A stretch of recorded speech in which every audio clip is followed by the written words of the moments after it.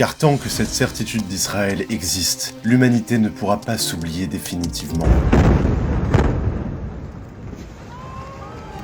S'il est vrai qu'elle retombera encore maintes et maintes fois dans les cruels errements de l'idolâtrie, de la barbarie sous toutes ses formes, des révolutions et des guerres, elle se souviendra finalement de la promesse divine faite à Israël, rétablissant l'unité entre les peuples.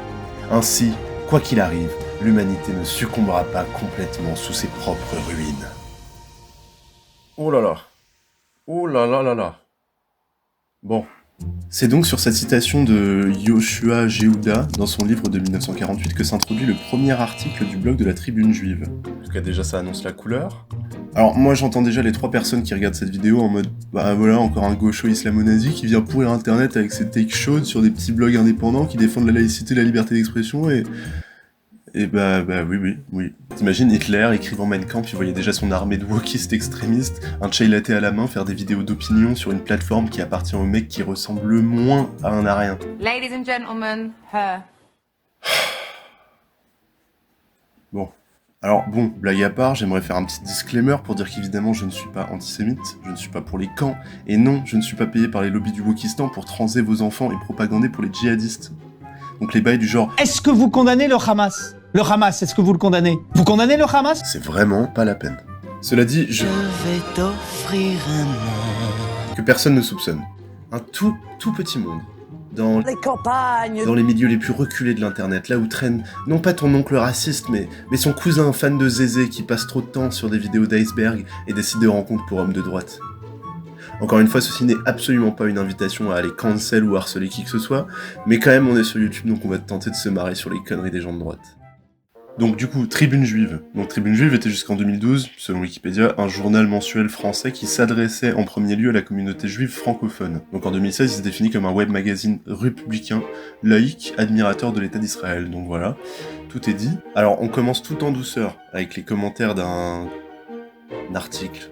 Enfin non, c'est juste un repost d'une affiche pour une manif contre la droite. On y trouve notamment, donc, Annie Ernaux, Béatrice Dalle, Usul, et alors choquant, vraiment celle-là c'est bien la voix moderne des nazis en puissance, Blanche Gardin.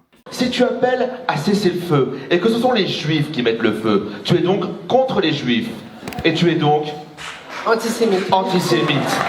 Uniquement de sinistres ordures racistes et antisémites, naufrage cérébral accompagnant leur déshumanisation et leur nazification. Si Cyril Hanouna va à la manif, j'y vais, Il a raison et le courage de ne rien lâcher, qu'on l'aime ou pas. Sans oublier Assa Traoré, Guillaume Meurice, Médine, Usul, etc. Un vrai défilé de fascistes. La peste brune islamo-nazi dans toute son horreur, mais parfaitement en phase avec la nature politique de notre régime islamo-nazi. Sans oublier qu'il y a dans ce paquet de linge sale 2 donzelles qui font dans le porno. Big boobs. What? Child. Anyway, so... Et ce par un procédé on ne peut plus naturel. Si vous mélangez du rose ou du rouge avec du vert, vous obtenez du brun. Mais évidemment, not all sionistes. Je voudrais pas trigger les stans d'un état ethnique, Dieu sait qu'ils ont les moyens de me faire parler, mais dans ce petit monde-là, finalement, c'est des gens bien, des gens raisonnés, des gens qui aiment les lumières.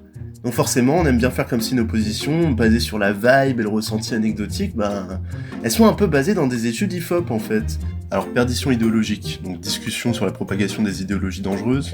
Donc chez Perdition idéologique, entre 2 torchons conspirationnistes sur le grand remplacement, qui a été débunké dans ce papier de Desinfox, et une dizaine d'autres depuis des années, mais bref, et le financement des nazis par l'État français, on y trouve des articles, enfin, pareil, je dis articles, mais je mets des grosses guillemets parce que sur le grand remplacement, voilà, et de la désinfo basée sur des études qui n'ont, à l'évidence, pas lu. Mais on leur pardonne parce qu'ils sont pas forcément allés très très loin dans les spécialités que ça concerne. Nobody's gonna know. They're gonna know. Oh!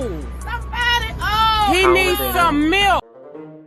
Donc, si on oublie Israël, dans ces sphères de pensée anti-musulmans, ce qu'on retrouve beaucoup, c'est le concept de laïcité.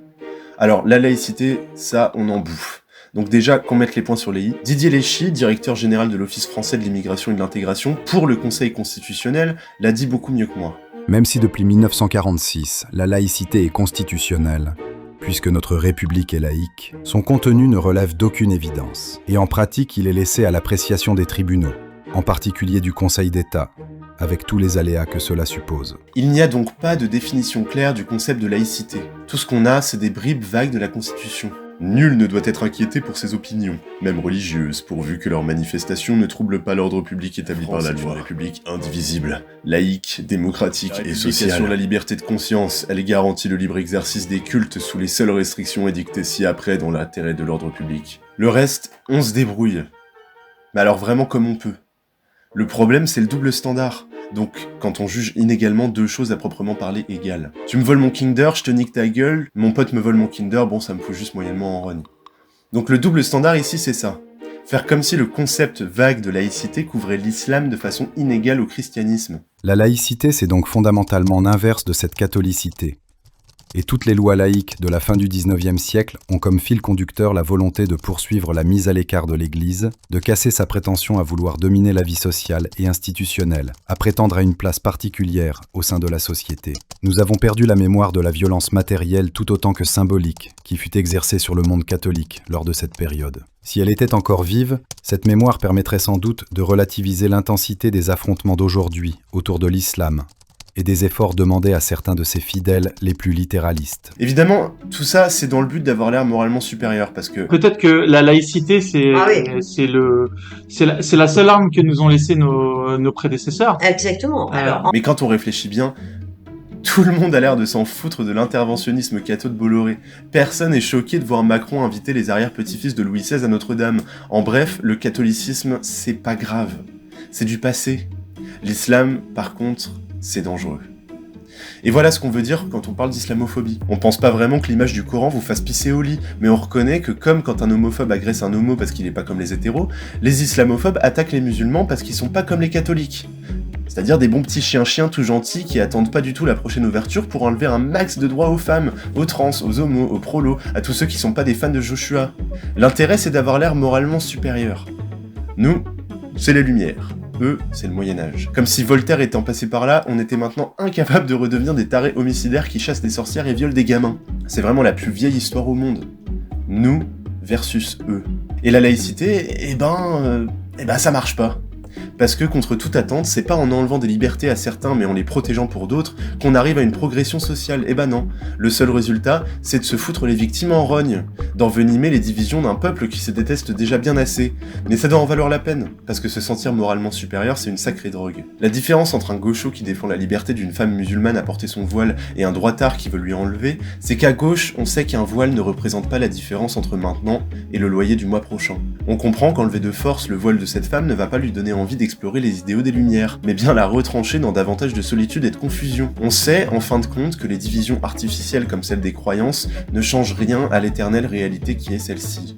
C'est pas en enlevant des droits qu'on finit par être libre. C'est en questionnant les motivations de ceux qui veulent nous les enlever qu'on peut comprendre pourquoi il est important de défendre ces droits, même si ça nous fait pas plaisir. Taire la réalité de pourquoi les individus sont religieux, pourquoi ils ressentent le besoin du culte, pourquoi la quête de sens est si élusive dans les sociétés les plus défavorisées, et pourquoi ceux qui sont les plus désespérés sont in fine les plus violents, c'est taire la pensée, taire la réflexion. Taire la sociologie. Dans un monde laïque islamophobe, il est plus facile de faire taire une religion plutôt que de chercher à comprendre les souffrances de ceux qui se tournent vers elle, et en cela, essayer d'y remédier.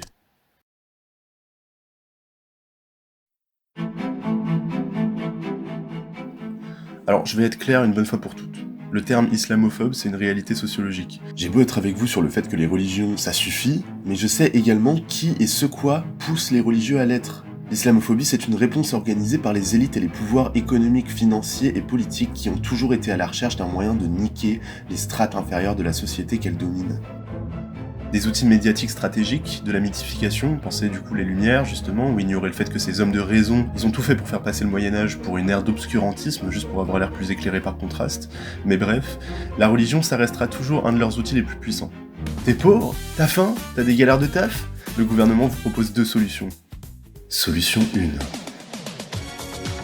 Apprends à suivre les préceptes d'un mec qui a vécu 2000 ans avant toi, même s'il avait sûrement les connaissances astronomiques d'un participant à une convention de platistes. Donne-lui toute ton adoration, parce que quand ta vie de misère sociale et de rejet professionnel poindra à sa fin, tu pourras te rassurer en imaginant un paradis rempli de tous ceux que tu aimes. Solution 2. T'es pas content, mais t'es pas fan d'appel au génocide des non-croyants ou d'un dieu qui te demande de couper le prépuce de ton enfant?